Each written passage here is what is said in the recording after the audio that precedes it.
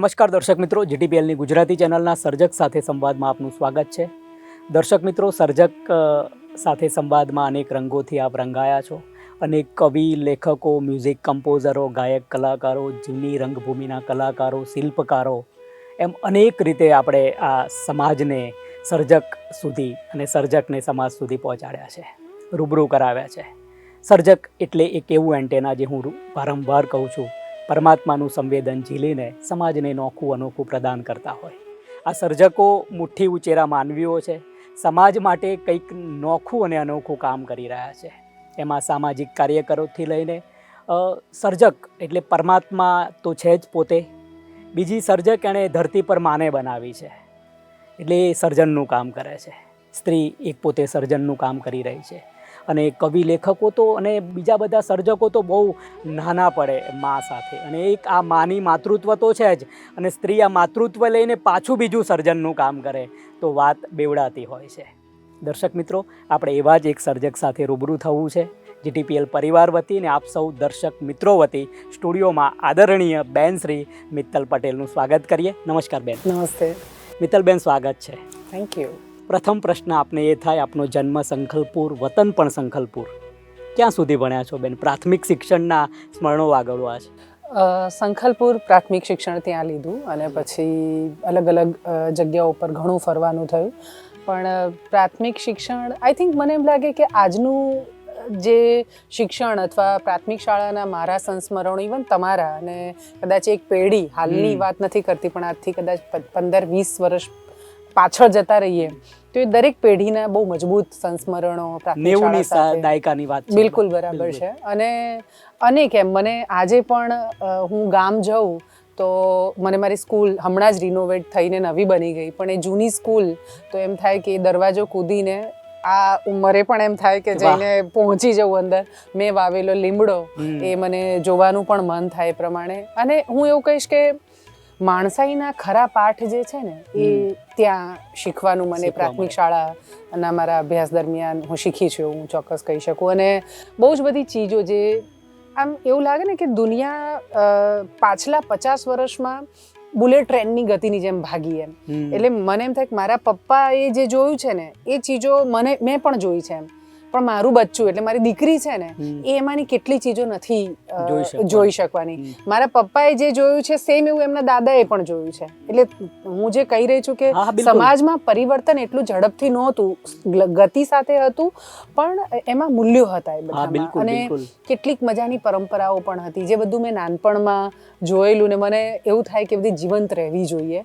એવા પ્રયત્નો પણ કરવાનું મન છે કે આમ તો અમદાવાદમાં રહું છું પણ ગાંધીનગર પાસે કોઈ એક નાનકડા ગામમાં રહેવાની, પાંસર ગામ આમ તેવું નક્કી પણ કર્યું છે, તો ત્યાં રહેવું છે. અને પ્રભાતિયા સવારે પ્રભાત ફેરી થતી, આ બધું જ જે છે મને એમ થાય કે ફરીવાર આપણે જો જીવંત કરી શકીએ ને નવી પેઢીને બતાવી શકીએ કે આ આપણું કલ્ચર, આપણી સંસ્કૃતિ છે, તો બહુ અદ્ભુત સંસ્મરણો પ્રાથમિક શાળા દરમિયાનના. એક જીવંત વ્યક્તિ હોય એટલે એનામાં જીવંતતા બધી જ જગ્યાએ હોય. બિલકુલ. એ એમ વિસતું હોય કે જેમ એટલું સમાજ જોડેથી મેં લીધું છે એ સંસ્કારો મારી આગળ પણ મારે ફોરવર્ડ કરવા છે. બિલકુલ બિલકુલ. મારે મેટ્રો કલ્ચરમાં નથી પલટાવવું. બરાબર છે. અને એ કરતાં એ કલ્ચરમાં મૂલ્યો હતા અને સૌની સર્વજન હિતાય સર્વજન સુખાય એ માત્ર ખાલી બોલવામાં નહોતું એમ.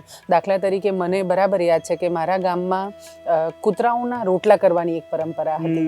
સવારે પ્રભાત ફેરી થાય 4 વાગે એટલે ટન ટન વગાડતો એક વ્યક્તિ, રાધેના શ્યામની ને સીતાના રામની હરદમ ધૂન મચાવો રે. એ એટલું કર્ણપ્રિય લાગતું. એ એક જ વ્યક્તિ ગાય અને ટન ટન અવાજ આવે પણ આમ ખબર પડે કે ઈશ્વરનું નામ જે પ્રભાત્યું એ એની સાથે. અને દરેક ઘરના આંગણે વાડકીમાં અથવા નાનકડા પતરાનો ડબ્બો હતો. અત્યારે આ તો આપણને ડબ્બાઓની આમ ભરમાળ મળે એવું નહોતું, તો દરેક ઘર આગળ એ અનાજનો ડબ્બો ભરેલો હોય. પેલો કશું જ બોલ્યા વગર એ વ્યક્તિ ટન ટન રાધેના શ્યામની સીતાના રામની ડબ્બો હાથમાંથી ઉપાડે, પોતાની ઝોળીમાં એ અનાજ નાખે ને ફરે, આખા ગામમાં ફરે. એ બધું જ અનાજ જે એકત્રિત થયું છે ગામના ચબૂતરામાં, અત્યારે જે ચબૂતરા બંધાય છે ને એને હું ચબૂતરો નથી માનતી, જે પેલા નાના નાના ઘરવાળા જેમાં માત્ર કબૂતર અને બહુ જ ઓછા પક્ષીઓ રહે, પણ પેલા ચબૂતરામાં બહુ જ બધા પક્ષીઓ અને મોર છે, બધા જ એમ. અને ત્યાં એ ચણ ન ખાતું, કૂતરાના રોટલાની પરંપરા કોઈએ ફોર્સ નહોતો કર્યો કે તમારે કરવાની એમ. પણ ગામમાં મને યાદ છે કે 4-5 મહિને એક વખત અમારા ઘરનો વારો પણ આવે અને અમારા ગામના કુબેરભા કરીને એક વયોવૃદ્ધ વડીલ એ આવીને કહી જાય કે કાલે તમારા ઘરે કે 2 દિવસ પછી તમારા ઘરે રોટલા છે, અને મારી મમ્મી લોટ દળાવીને એટલે અનાજ દળાવીને મોટો ડબ્બો, અને સવારથી મારી મમ્મી અમારા પ્રેમપૂર્વક મારી મમ્મીને અમારા ઘરે કામ કરતી જેલી એ બંને આમ રોટલાનો લિટરલ વેમાં આમ થોક્કો બનાવે, અને રોટલા એ લેવાય ન આવે. એ ગામનું રામજી મંદિરમાં એક સરસ કબાટ હતું જાળીવાળું, ત્યાં બની જાય રોટલા, એ તમારે મૂકી આવવાની. કોણ સ્વયંસેવકો હતા ખબર નથી, પણ ગામનું અને સીમનું એક પણ કૂતરું ભૂખ્યું ન રહે ને એની ચિંતા. એટલે આ કલ્ચર જાય એવું શું કામ જવા દેવું? બિલકુલ ના જવા દેવાય. આજે તમે પેવર બ્લોક કરો ગામોમાં, તમને લાગે છે કે ચોખ્ખાઈ એનાથી રહે છે, પણ માટીનું મહત્વ હતું ને, ધૂળનું પાંચમું તત્વ છે. બિલકુલ એમ. હવે મારો પગ જ એની સાથે હું નથી જોડતી એમ, ચપ્પલ પહેર્યા વગર. પંચ તત્વની કાયા છે, પાંચમું તત્વ નહીં મળે તો તમે આખું અનબેલેન્સ થવાનું. બિલકુલ. એટલે મને એમ થાય કે જૂનું બધું જ કાઢી નાખવા જેવું નથી, એ બધું બહુ જ સુંદર, અને આ દેશમાં એ ટકી રહે ને એની જ મજા. બિલકુલ એમ. માધ્યમિક શિક્ષણ ક્યાં લીધું? માધ્યમિક મેં ભાવનગરમાં સ્પોર્ટ્સ હોસ્ટેલમાં, સ્પોર્ટ્સમાં હું બહુ સારી હતી, એટલે મારું સિલેક્શન થયું એટલે ભાવનગર. અને પછી એનાથી આગળ ઉચ્ચ અભ્યાસ માટે ગાંધીનગર. કોલેજ મેં બીએસસી ફિઝિક્સ સાથે કરી, એ મહેસાણા. અને પછી અમદાવાદમાં જર્નલિઝમ અને એમફિલ ગુજરાત વિદ્યાપીઠમાં. તો યુનિવર્સિટીમાં જર્નલિઝમ કર્યું છે. ગુજરાત યુનિવર્સિટીમાં જર્નલિઝમ. ગાંધી માટે ભયંકર પ્રેમ એવું કહી શકું. અને એટલે એવું થતું હતું કે આમ વંચિતો સાથેનું મારું ઘણું કામ, વિચરતી જાતિઓ સાથે, એટલે સતત એક અફસોસ થતો હતો કે ગાંધી હતા એ વખતે રવિશંકર મહારાજ, તો રવિશંકર દાદા હતા ત્યારે હું કેમ ન થઈ, ગાંધી હતા ત્યારે હું કેમ ન જઈ. પણ દરેકનું, એટલે એક વખત નાના હોઈએ ત્યારે બધા વિભાવનાઓ ચાલતી હોય, પણ પછી સમજાય કે દરેક પોતાનું પ્રારબ્ધ લઈને આવ્યું છે, અને કદાચ મારું કર્મ અને મારું પ્રારબ્ધ આ અરસામાં છે, એટલે મારે અફસોસ કરવાની જરૂર નથી. ગાંધીજી કરતા વધારે કામ અત્યારે છે. બિલકુલ એમ. અને પછી એ સમય જુદો હતો. બિલકુલ એમ. અને પણ એ વાઇબ્રેશન એની માનીએ ને, મંદિરમાં જઈએ તો આપણને કેવી હકારાત્મક ઉર્જા મળે છે, આપણને નેગેટિવ થાકી ગયા હોઈએ તોય ત્યાં જઈએ છીએ ને તો ચેતનવંતો થઈ જાય છે માણસ. તો મને થયું કે વિદ્યાપીઠ ગાંધીએ સ્થાપેલી, ગાંધીની ઉર્જા સાથેનું ત્યાં કામ થતું હતું, તો મારે એટલે મેં એમફિલ માત્ર વિદ્યાપીઠમાં ગાંધી સાથેનું એ સાનિધ્ય મને મળે ને એટલા માટે ત્યાં આગળ કર્યું. મિત્તલ પટેલ વિચરતી વિમુક્ત જાતિ સાથે કઈ રીતે જોડાય છે? પ્રથમ સ્મરણ. હા, એકચ્યુઅલી એક સંશોધન જનપદ કરીને એક સંસ્થાએ વિચરતી જાતિઓ સાથે કરવાનું નક્કી કર્યું, અને હું એ સમુદાય એટલે કોણ છે એમાં કંઈ એટલે ખબર જ નહોતી. વાદી, મદારી ને વણઝારા, આ 3 એટલે વિચરતી જાતિ, આવી સામાન્ય સમજણ. પણ પછી હું સરકાર પાસે ગઈ આમની માટે યોજનાઓ શું છે ને એ જાણવા માટે, અને મને ત્યાંથી એક લિસ્ટ મળ્યું, અને એમાં 40 જાતિઓ હતી વિચરતી અને વિમુક્ત. અને થોડું સરપ્રાઈઝ પણ લાગ્યું, ને આમ ગામ સાથેનું બેકગ્રાઉન્ડ હતું, એટલે આ બધાને ક્યાંક ને ક્યાંક તો મેં જોયા હતા. એટલે થયું કે ઓ બહુ સાચું છે કે આ બધા દ્રશ્યમાન હતા, હું નાની હતી ત્યારે મેં જોયા હતા, પણ બધા અત્યારે અદ્રશ્ય છે. એટલે થોડું ચેલેન્જિંગ પણ લાગ્યું. અને મેં એમને પૂછ્યું હતું એ વખતે વિકસિત જાતિ કલ્યાણ ખાતાના ડાયરેક્ટરને કે બધા મને ક્યાં મળે. એટલે એમણે બહુ મજાની વાત કરેલી મને કે આ સરનામા વગરના માણસોને તું સરનામે શોધવાનો પ્રયત્ન કરે છે. અદ્ભુત વાત છે. આમ બોલવામાં કવિ હોઈએ ને લેખક હોઈએ તો બહુ જોરદાર લાગે. અને મને ચેલેન્જિંગ લાગ્યું કે રિયલી આ બધાને શોધવા છે. અને પછી મારું ટ્રાવેલિંગ, અને તમને જાણીને નવાઈ લાગશે કે ગુજરાતમાં આમની વસ્તી 50 લાખ કરતાં વધારે, અને ભારતની કુલ પોપ્યુલેશનના 12 થી 15%. પણ હું જ્યારે એમની વચ્ચે ફરતી ગઈ એમ લોકો મારી પાસે ડિમાન્ડ, એટલે હું તો એમનો સર્વે કરતી હતી કે તમારી કન્ડિશન શું છે, સરકારની કઈ યોજના છે, પણ એમની પાસે હું જતી ગઈ ને એમને હું પૂછતી હતી તમારે શું જોઈએ છે, અને દરેક વ્યક્તિ મને એમ કે અમને અમારી ઓળખ, ફોટોવાળું કાર્ડ બેન અપાઈ દો એમ. અને અનેક પ્રસંગો, પણ એક પ્રસંગ મને બરાબર યાદ છે કે ડીસા પાસે સરાણીયા કમ્યુનિટીના પરિવારો રહે, અને આવું જ ફોટોવાળું કાર્ડ, એટલે મેં મતદાર કાર્ડના ફોર્મ ભર્યા ને એમને કાર્ડ મળે. અઘરું છે, વગર પુરાવે, જન્મ ક્યાં થયો છે એ ખબર નથી. એ કહેતા હોય છે કે બેન જન્મ ક્યાં થયો છે એ ખબર નથી, પણ અમે જન્મ્યા તો છીએ ને એમ. આ દેશના તો છીએ ને, પણ આપણી ત્યાં તો બધાના પ્રૂફ જોઈએ Proof જોઈએ. તો તમને આ ઓળખ મળે. એમની પાસે કોઈ ઓળખ નહીં, પ્રૂફ નહીં. એટલે બહુ બધાને એ સૌથી મોટો સવાલ હતો, પણ એ બહુ જુદી વાત છે.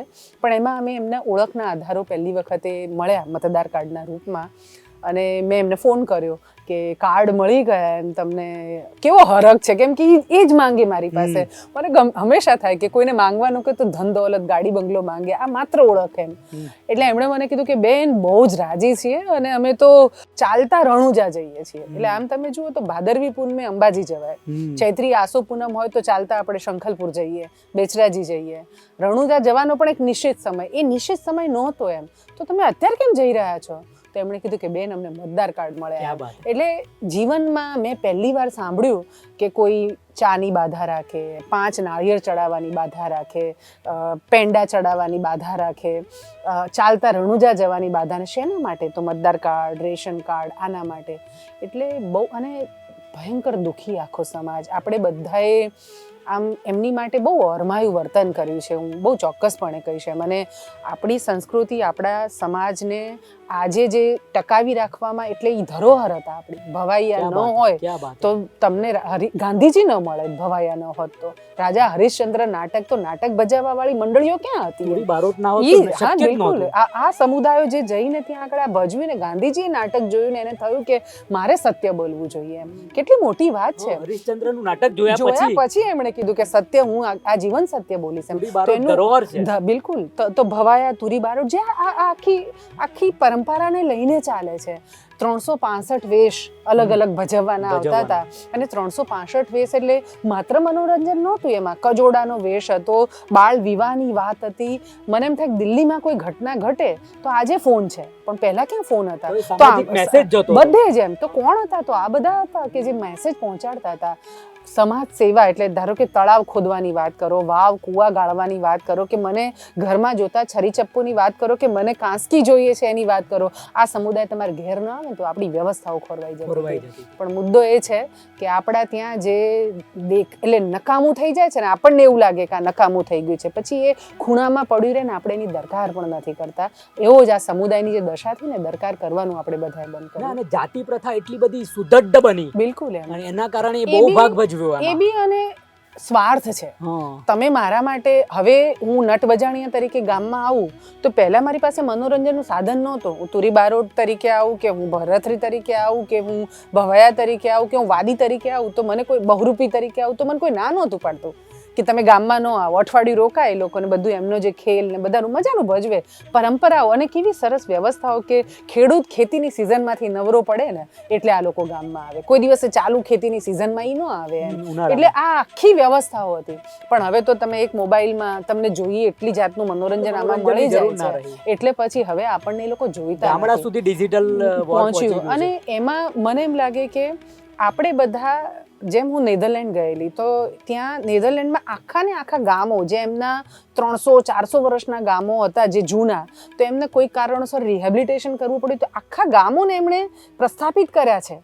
કે તમે જુઓ 400 વર્ષ પહેલાનું અમારું ગામ એવું છે. ચલો ભારતનું એક ગામડું તમે મને બતાવો, ભારતની એક કમ્યુનિટી એવી બતાવો કે જે તમે આપણા બચ્ચાઓ, આપણા બાળકોને કહી શકે કે આ આપણી મૂળ ધરોહર હતી. એટલે આપણી ત્યાં વેલ્યુ નથી. અને કેટલી જાતિ છે વિચરતી? 40 જાતિઓ વિચરતી, 28 વિચરતી જાતિમાં, જેમાં વાદી, મદારી, વણઝારા, સરાણીયા, સલાટ, કાંગસિયા, ઓડ, આ બધી વિચરતી જાતિમાં તુરી બારોટ છે, ભવૈયા છે. એ આવે વિમુક્ત જાતિ, એટલે જેને અંગ્રેજોના વખતમાં ગુનેગાર ઘોષિત કરવામાં આવી હતી અને જેને ફરજિયાતપણે પોલીસ સ્ટેશનમાં હાજરી ભરાવવી પડતી હતી. અને 24 કલાકમાં કોઈ વ્યક્તિ વસાહતમાંથી બહાર જાય છે તો 24 કલાકમાં એને પાછું આવવું પડે. ન આવે તો એની પર કાયદેસર કાર્યવાહી થાય. બચ્ચું એ સમાજમાં જન્મે છે તો એની ફિંગરપ્રિન્ટ્સ લેવામાં આવતી હતી જન્મજાત વિમુક્ત જાતિમાં, જેમાં ડફેર છે, છારા છે, મિયાણા છે, દેવી પૂજક છે, આ બધી કમ્યુનિટીને એમાં કન્સિડર કરવામાં આવતી હતી. સંધિ છે એટલે એન્ટી ડીએનટી અને આવી. એટલે એમની પરિસ્થિતિઓ, અને બીજું સમાજે એને જોવાનું બંધ કર્યું, અને એનું મૂળ કદાચ કારણ બધા મતદાતા પણ નહોતા. એટલે આપણી ત્યાં તો સ્વાર્થ કારણ છે ને, તમે મારી ઉપયોગમાં, મારા ખપમાં આવે તો હું તમારો વિચાર કરું, નહીં તો હું શું કામ વિચાર કરું. મિત્તલ પટેલને જમવાનું શું ભાવે? સાદું બાજરીનો રોટલો, શાક, કઢી, જે મારું દેશી ગુજરાતી ફૂડ છે એ મને સૌથી વધારે ગમે. આમ તો ફરવા જવાનું ક્યાં ગમે એ પૂછીશ નહીં, કારણ કે ત્યાં જ ના, ગમે તમે છે. ગમે ના, વિચરતી જાતિઓમાં હું ખૂબ ફરું, પણ તેમ છતાં હું એવું કહીશ કે મને હિમાલય બહુ શાંતિ આપે. ક્યાં બાત છે. અને મને એમ થાય કે એ બહુ જ પવિત્ર ભૂમિ છે અને બહુ દ્રઢપણે મારું અતિશયોક્તિ લાગે, પણ મને એમ થાય છે કે હિમાલયને જો સાચી રીતે તમે ફીલ કરો ને તો એ તમને બોલાવે છે. અને એ બોલાયા પછી મને એમ થાય કે ત્યાં માત્ર ફરવા જવું એવું નથી મહાદેવે હોતું. અમુક માણસોને ત્યાંથી જ બિલકુલ, મોકલ્યા છે બિલકુલ, કે આ બિલકુલ. બધા માટે કામ કરવાનું છે. So, ઘરમાં કોણ કોણ? મારા હસબન્ડ અને મારી 13 વર્ષની દીકરી છે કિયારા, અને આ મારા બધા સંસ્કાર તો પપ્પામાંથી આવ્યા છે. પપ્પા શું કરતા હતા? પપ્પા ખેતી, અને પપ્પા અને મમ્મી બંનેનો રોલ આઈ થિંક બંનેમાં પરોપકારની જબરદસ્ત ભાવના, અને એમને અને મારા દાદા પણ અને મારા નાના, એટલે એ આખું હા. કુટુંબ જે છે ને મુખી મમ્મી, પપ્પા પરિવાર બંને, કહેવાય. હા. એટલે મને યાદ છે કે મારા દાદાના પેલામાં તો ગામમાંથી એ વર્ષોમાં, એટલે હું જન્મીએ નહોતી ત્યારે એવું થતું કે ગામમાં એ વખતે બહુ પેલા રોજગારીના સાધનો ઉપલબ્ધ નહોતા, એટલે માઇગ્રેશન ઘણું થતું લોકોનું. તો અમારા ગામમાંથી દાગીનાઓ, એટલે એવા પરિવારો કે જેને, કેમ કે લોકર નહોતા એ વખતે, તો અમારા ઘરે મૂકી જતા કે આ પોટલું દાદા સાચવજો એમ, ભા સાચવજો એમ. અને એ જ્યારે પાછો એ 15 વર્ષે આવે કે 20 વર્ષે આવે ને પોટલું એઝ ઇટ ઇઝ મળે. મને હજી યાદ છે કે કોઈકના કાંસાના વાસણ હોય, કોના છે અમને કોઈને ખબર નથી, પણ મારા દાદાના ઘરમાં ઉપર હજી એ પડ્યા છે કે કોઈક આવશે. હવે દાદાને ગયે 20-25 વર્ષ થયા પણ હજી એ છે, એટલે એ ઘર અમારું એમ. હસબન્ડ અને દીકરી શું કરે? દીકરી મારી 9મામાં હવે આવી, અને મારા હસબન્ડ છે સેન્ટ્રલ ગવર્મેન્ટમાં ક્લાસ 1 ઓફિસર. મેટ્રોમાં અમદાવાદમાં આ તો ઠાઠનગર છે અને એક બાજુ ગામડાના શ્વાસ ભરીએ છીએ. બરાબર. કેવું ફીલ થાય છે? અમદાવાદ મારું ગમતું શહેર નથી, અને મને એમ થાય કે, અને હું કોઈ દિવસ મારી જાતને અમદાવાદી કહું પણ નહીં, બે રીતે અમદાવાદી ન કેવું ગમે, પણ ગામ એ મારામાં ધબકે છે. ને મને એમ થાય કે અહીં અઠવાડિયું થાય ને એટલે મારા ઘરમાં બી કે તને કીડીઓ ચડે છે, એટલે હું લિટરલ વેમાં ભાગી જાઉં ગામડાઓમાં. એટલે જ મને ગામમાં જવું છે, મારું ઘર ગામમાં કરવું છે ને રહેવું છે, આ મારું સપનું છે. એનજીઓ ચલાવો છો આપ, એનજીઓ ની સ્થાપના ક્યારે કરી? 2010માં. 2010. કામ મેં 2005માં શરૂ કર્યું, અને 5 વર્ષ સુધી કામ કરતી ગઈ. સંસ્થા નહોતી કરવી એટલે, પણ પછી ફરજિયાત એવા સરકમસ્ટાન્સીસ થયા, એટલે પછી 2010 ના, ગ્રાન્ટ બી નહીં, સરકારની ગ્રાન્ટ કરતા પણ પેલું ઓળખ અપાવતી હતી ને વિચરતી જાતિઓને, એટલે અમારા લેટર હેડ પર હું લખીને આપતી હતી કે આ સમુદાયને હું ઓળખું છું, અને એના આધારે એમને મતદાર કાર્ડ મળે. ત્યારે વિનોદ બબ્બર ગુજરાતના ચીફ ઇલેક્ટોરલ ઓફિસર હતા, એમણે મને એક વખતે કહ્યું કે અને મેં એક પ્લેટફોર્મ જેવું નામ રાખ્યું હતું, વિચરતા સમુદાય સમર્થન મંચ. તો એમણે મને કીધું કે આ રજિસ્ટર્ડ એન્ટિટી છે? મેં કીધું બિલકુલ નહીં. તો મને એમને કીધું કે તારે સિસ્ટમેટિક વેથી સંસ્થાના ગ્રોથ સાથે ના કરવા જેવું કામ છે, ભય શું લાગે છે રજિસ્ટર કરવામાં? સો 5 વર્ષ મને લાગ્યા એ વિચારવામાં, અને પછી 2010માં રજિસ્ટર કર્યું, વિચરતા સમુદાય સમર્થન મંચ, VSSM અમે કહીએ છીએ. ટ્રસ્ટીઓમાં મિત્તલબેન સિવાય કોણ? માધવ રામાનું જ હવે અત્યારે હમણાં જ એમણે હવે બધી જગ્યાએથી પોતાનું છોડી રહ્યા છે, એટલે માધવ રામાનું જે મારા સ્થાપક ટ્રસ્ટીમાં, પારુલ દાંડીકર જે સર્વોદય મોહન દાંડીકરના દીકરા, કચ્છથી છે લીલાધર ગડા, અને લાલ રાંભિયા, પ્રવીણ લહેરી સાહેબ, આ બધા ટ્રસ્ટીમાં છે. અને કમ્યુનિટીમાંથી પણ ખરા. હા, જયંતિભાઈ બજાણી અમારા જે બહુ જ ઇનિશિયલી. મિત્તલબેન કેટલા મકાનો બનાવી આપ્યા અત્યાર સુધી? 1751 ઘર બાંધ્યા, અને અત્યારે 250 જેટલાનું કન્સ્ટ્રક્શન ચાલી રહ્યું છે. ગુજરાતમાં દરેક જિલ્લા આવરી લીધા છે? દક્ષિણ ગુજરાત છોડીને બધા જ જિલ્લા, મહીસાગર, અરવલ્લી, સાબરકાંઠા, કમ્પ્લીટ. સૌરાષ્ટ્ર આખું, મધ્ય ગુજરાત આખું. દક્ષિણ ગુજરાતમાં ટ્રાઇબલ પોપ્યુલેશન વધારે છે, એટલે ત્યાં વિચરતી જાતિઓની પ્રમાણમાં વસ્તી ઓછી, એટલે બાકી બધા ફોકસ અહીંયા છે. ભવિષ્યનો શું પ્લાન છે પાંસરના મકાન સિવાય? પાંસરમાં અમારું શિક્ષણ સંકુલ થઈ રહ્યું છે, અને 1000 બાળકો ત્યાં ભણી શકે એ પ્રકારની આખી વ્યવસ્થા, એટલે મને પાંસરનું એટ્રેક્શન પણ છે કે મારા બાજુમાં આવશો. બિલકુલ. અરે વાહ. મને એમ થાય કે બચ્ચાઓ જે છે ને મારા, એને મારે દેશના ઉત્તમ નાગરિક બનાવવા છે. જે મને ફરિયાદ અત્યારે છે ભ્રષ્ટાચારની વાતો થાય કે એમ થાય છે કે બધું બહુ જ ધૂંધળું અથવા યોગ્ય નથી થઈ રહ્યું, તો હું એવું માનું છું કે શિક્ષણ એ ધરોહર છે. જો આપણે બચ્ચાને એવી રીતે ટ્રેન કરીએ ને તો ઘણું, એટલે પાંસરમાં એ રીતે સમય આપવો છે. સપનું એ છે કે આ દેશમાં, હજી તો હું ગુજરાતમાં જ કામ કરું છું, હવે રાજસ્થાનમાં પણ મૂવ થશું, પણ એક પણ પરિવાર ઘર વગરનો ન રહે, એક પણ વ્યક્તિ કામ વગરનો ન રહે, એક પણ બચ્ચું જેને ભણવું છે અને શિક્ષણ વગરનો ન રહે. અને કેટલાકમાં મા બાપને નથી ભણાવવા, સમજણ નથી, છતાં પણ આપણે એને ઉપાડીને નિશાળમાં લઈ આવીને ભણે સરસ મજાને. એટલે સુદૃઢ સમાજ, વિચરતી જાતિઓ મેઇન સ્ટ્રીમમાં આવે અને મુખ્ય પ્રવાહ સાથે ભળી જાય, એ પ્રકારનું. મિત્તલ પટેલ એકદમ આનંદિત થયા હોય હોય, કોઈ આવીને વળગી પડ્યું હોય?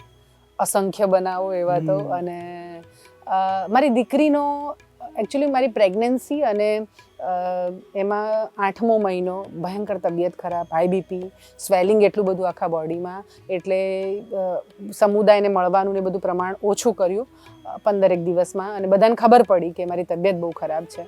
તો માનતાઓ અને હેમખેમ ડિલિવરી થાય મારી દીકરી, એટલે બચ્ચું જે આવે એની સાથેની.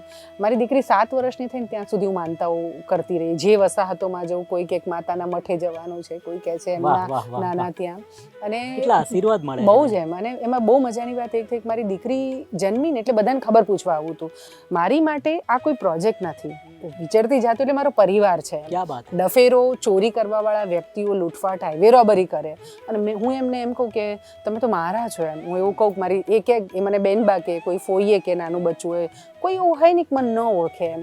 એટલે અને એવી દરકાર, એટલે હું એમની વસાહતમાં જો નીકળું ને તો કેટલાક મને 50 રૂપિયા 100 રૂપિયા આપે. પેલું દીકરી આવે ને એને આપવાની જે પરંપરા છે ને, એટલે હું કહેતી કે તમે તો મામી રહ્યા છો એમ. એવું કહું મારી દીકરીના લગ્ન થશે તો બીજા કોઈને બોલાવીશ કે નહીં બોલે, પણ તમે બધા તો હશો જ ત્યાં આગળ. બિલકુલ. અને હું કહું કે આ કેવું ખરાબ લાગશે કે ભાઈ આ તો હાઈવે રોબરી કરવાવાળા છે, કે લૂંટ કરવાવાળા છે, કે જાદુ ટોણા કરવાવાળા છે. અને તમે માનશો આજે લગભગ 98% લોકો, અમે પોલીસમાં એટલા બધા લોકોને સરેન્ડર કરાવ્યું, ધંધા રોજગારમાં વળી ગયા એ લોકો. એટલે પ્રેમ માત્ર. પ્રસંગ મને જે કહેવો છે કે મારી દીકરી જન્મીને એટલે બધાને ખબર પૂછવા આવ્યું હતું દીકરીના ઘરે, એટલે એમની જે મંછા હોય એ પ્રમાણે. અને હું થોડુંક એવું વિચારું કે આ બધા અહીંયા આવે તો પૈસા એમના ખર્ચાશે, એટલે કોઈને ભાડા ખર્ચવાની જરૂર નથી, હું સામેથી ત્યાં આવીશ એવું મેં બધાને કીધેલું. અંદરથી બધા બહુ નારાજ થયા, પણ કોઈએ કશું જતાવ્યું નહીં. અને મારી દીકરી પછી તો હું ગઈ પણ ખરી. મારી દીકરી 17 દિવસની હતી ત્યારથી હું આમની વચમાં જ એને લઈને ટ્રાવેલ કરું. પણ મારી દીકરી 1 વર્ષની થઈ ને એટલે મને એક વસાહત છે બનાસકાંઠામાં, વડગામમાં, સિસરા, ત્યાંથી મને ફોન આવ્યો કે બેન એક ઘટના આમ ટૂંકમાં આવું થયું છે ને તમારે તત્કાલ આવવું પડશે. અને મારો જીવ તો એવું, એટલે મેં કીધું ચોક્કસથી એમ. એટલે પાછું એવું કીધું કે તમે મૌલિકભાઈને પણ લઈ આવજો એમ. એટલે મૌલિક હોય એટલે મારી દીકરી પણ, એટલે અમે 3 જણા લિટરલ વેમાં સાંજે ભાગતા અમે એ ગામમાં પહોંચ્યા. અને લગભગ 8-1 વાગ્યા હશે. હું ત્યાં વસાહતમાં પહોંચીને તો લગભગ 500-600 માણસો, બેન્ડ વાજા, આમ ઢોલ શરણાઈઓ અને મોટું સ્ટેજ, અને 600 માણસના જમણવાર સાથે મારી દીકરીના જન્મદિવસની એમણે આખું સેલિબ્રેશન કરેલું. અને આખી રાત બધા નાચ્યા. પ્રેમ. અને હું કહેતી હોઉં છું કે જે સમુદાયને પોતે ક્યાં જન્મ્યા છે, જેને જન્મ તારીખની ક્યાંય ખબર નથી, એ આવું ભવ્ય સેલિબ્રેટ કરે એમ. અને ગિફ્ટ એટલી બધી મને એમણે આપેલી કે મારી આખી ગાડી, એ વખતે ટાટા ગ્રાન્ડે હતી, તો આખી ગાડી ભરાઈ ગયેલી એમ. એટલે મિત્તલ પટેલ એક એવું કામ કરે છે કે આખા પાટીદાર સમાજને ગૌરવ લેવું પડે. મિત્તલબેન, કેવું ફીલ થાય છે? જીવન મંદિર, પ્રેમના મંદિર પર જતા સત્ય પણ મળી જતું હોય છે. પ્રેમ અને સત્ય પરમાત્માના બે નામ છે. બિલકુલ બરાબર. હું એવું કહું છું કે આ જાતિવાળી માથાકૂટ છે ને, માની કુખે તો બચ્ચું જન્મે છે. બરાબર છે. અને સ્ત્રી પુરુષના ભેદભાવોની વાત આપણે કરીએ, લિંગ તરીકે તમે સેપરેટ જોઈ શકો, પણ જે બીજા બધા કે સ્ત્રી છે એટલે આટલું કરાય ન કરાય, જન્મતું બચ્ચાની સાથે આપણે જોડ્યું છે. અને જાતિ એ પણ મને એમ થાય કે આપણે જોડી છે. હું એ ચીજોમાં બહુ માનતી નથી. મને એમ થાય કે માનવ ધર્મ એ શ્રેષ્ઠ ધર્મ છે. અને જે મને પ્રેમ કરે ને, એટલે એક વસ્તુ છે કે મુખીના દીકરી છો એટલે એટલી ફેસિલિટી મળી છે કે તમે ભણી શકો. બિલકુલ. સ્પોર્ટ્સ માટે ભાવનગર જઈ શક્યા, ગાંધીનગર જઈ શક્યા, હસબન્ડ સારા મળ્યા, પણ એ સમાજને તો ઓળખપત્ર જ નથી. બરાબર છે. એટલે એક પરમાત્માએ તમને મોકલ્યા છે. હું બહુ દ્રઢપણે માનું કે દરેક વ્યક્તિનું અહીંયા આવવાનું પર્પઝ નિશ્ચિત છે. બિલકુલ. કયા હેતુસર.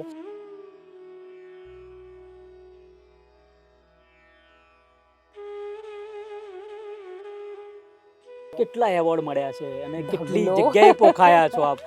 રાષ્ટ્રપતિએ નારી શક્તિ એવોર્ડ રાષ્ટ્રપતિના હસ્તે 2017માં મને મળ્યો. એ સિવાય અનેક એવોર્ડ મળ્યા છે. અને પરમાત્માનું કામ કરી રહ્યા છો. બિલકુલ. લોકોના હૃદયમાં વસ્યા છો. એવોર્ડ તો બહુ નાની વસ્તુ છે. અને એવોર્ડ કરતા એ બી દરેક પેલું કહેવાય ને, માણસની જર્ની ધીરે ધીરે જેમ જેમ મોટો થાય ને એમ સમજની રીતે ને જર્ની ટુવર્ડ સ્પિરિચ્યુઆલિટી, એટલે આધ્યાત્મ એના જીવનમાં જોડાય. એટલે એવોર્ડ મને જ્યારે 2005, 6, 7, 8માં કોઈ આપતું ને ત્યારે બહુ જ આનંદ હતો. વાવ, એવોર્ડ મળ્યો. અને હવે એવું થાય છે કે મને એવોર્ડ માટે કોઈ પૂછે તો હું સામાન્ય રીતે ટાળતી હોઉં, નહીં તો પૂછું તમે મને પૈસા આપશો, બીકોઝ આ બહુ સ્પષ્ટ વાત છે. મને એમ થાય કે એવોર્ડ બરાબર છે તમે બિરદાવો, પણ તમે મને પૈસા આપશો ને તો મારું કામ થશે એટલે, અને હું કામમાં એ પૈસા વાપરી શકીશ. સો હવે એવો મોહ નથી રહ્યો કે એને લઈને, અને કદાચ એ જર્ની, અને એ મારા ખ્યાલથી મારી સાચી જર્ની છે જે હું જોઈ રહી છું, અને દરેકમાં ઈશ્વરના દર્શન, એટલે મારી માટે મને એમ થાય કે હું એને દુઃખી ન કરી શકું એમ, અને મારાથી બનતું હું સંપૂર્ણપણે જેટલું થાય એટલું કરવા માટેનો પ્રયત્ન. મિત્તલબેન, સામાજિક કાર્યકર છો, એક સારા સમાજમાંથી આવો છો અને વિચરતી વિમુક્ત જાતિ માટે કામ કરી રહ્યા છો, NGO સાથે જોડાયેલા છો, પતિ સરકારમાં છે, દીકરીને એક મા પણ છો, સર્જક પણ છો, બધાને સંદેશ આપવો છે સમાજને, મિત્તલ પટેલનો સંદેશ. મારા ખ્યાલથી સમાજને જે સૌથી વધારે જરૂર છે ને આજે, એ સ્વથી સર્વ સુધીનું છે, અને સર્વ માત્ર મનુષ્યો માટે નથી. હું એવું કહું છું કે તમામ જીવસૃષ્ટિ માટે. એટલે મારે પાણીનું કામ પણ કરવું પડશે, મારે વૃક્ષો પણ વાવવા પડશે. આજે વિશ્વ પૃથ્વી દિવસ છે અને અમે બહુ જ મોટા પ્રમાણમાં જળ સંચયના કાર્યો, અમે તળાવો, જલ મંદિરો કહીએ છીએ, એનો જીર્ણોદ્ધાર કરીએ એમ, અને 336 જલ મંદિરો અમે બનાવ્યા. વૃક્ષો વાવીને ઉછેરી અમે 14.5 લાખ વૃક્ષો 240 ગ્રામ વનોમાં માત્ર વાવ્યા નથી, પગારદાર માણસો સાથે એને ઉછેરીએ પણ છીએ. એટલે સ્વથી સર્વ સુધી નો વિચાર જો દરેક મનુષ્ય કરતો થાય ને, તો આ દુનિયામાં એટલાય દુઃખો નથી કે આપણે દૂર ન કરી શકીએ. મુદ્દો એટલો છે કે આ વિચાર અને એની સાથે એક હાથ આપવાની વાત, કે હું છું સાથે, ચાલ ને શું કરવું છે એમ. દરેક વખતે પૈસાની મદદ કરવી એ જરૂરી નથી. કેટલાકને ખાલી વાતો તમે કરો ને, એનાથી એનું ફલક એ પોતે મોટું થઈ જાય છે ને ચાલવા માંડે છે. તો આ મારી માન્યતાનું હું એ પ્રમાણે જીવું છું. કોઈ પ્રશ્ન મારાથી ના પૂછાયો હોય ને આપ પ્રકાશ પાડવા માંગતા હોય?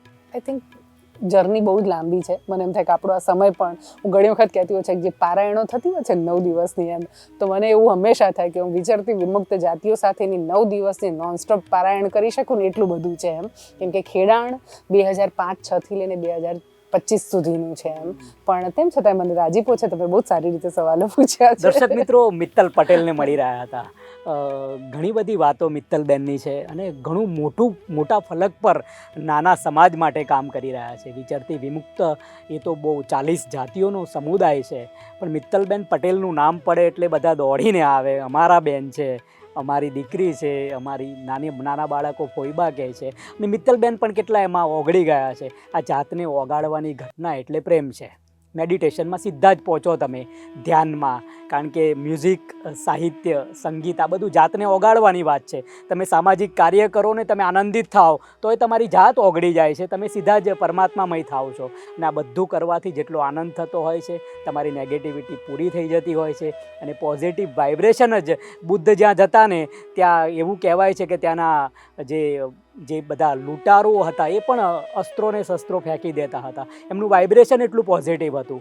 એટલે આ જરૂરી છે અત્યારે, અને એ કરવાની બહુ જરૂર છે. મિત્તલબેન કામ કરી રહ્યા છે. આપણે બધા જ એમને આશીર્વાદ તો આપીએ જ છીએ, અને સાથે સાથે શુભેચ્છાઓ પણ આપીએ છીએ કે એમનું કામ રોકાય નહીં. GTPL પરિવાર વતીને આપ સૌ દર્શક મિત્રો વતી સ્ટુડિયોમાં આવવા માટે એમનો હાર્દિક આભાર માનીએ. આભાર બેન. Thank you.